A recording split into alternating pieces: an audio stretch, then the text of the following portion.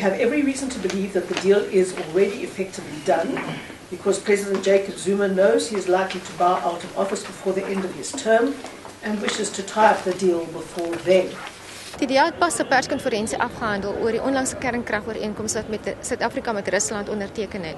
Die Russiese kernkragkorporasie Rosatom het maandag 'n verklaring uitgereik waarin hulle aangekondig het dat hulle 8 kernkragreaktors in Suid-Afrika teen 559 miljard rand in Suid-Afrika gaan oprig.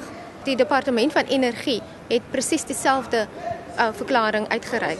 Die Departement van Energie het egter later teruggekrabbel en gesê dit was 'n land-tot-land ooreenkoms en dat Rusland nie noodwendig die kontrak ontvang het nie. The fact is this deal cannot simply be done through a government-to-government agreement, as this would make a mockery of our public procurement processes.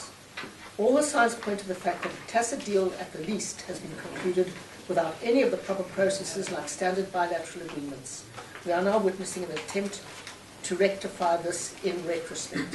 Volgens die DA is hulle nie ideologies gekant teen kernkrag nie. So we are opposed to this deal not because it's nuclear technology, but we are opposed to it because we don't feel that it makes financial sense for South Africa at this time.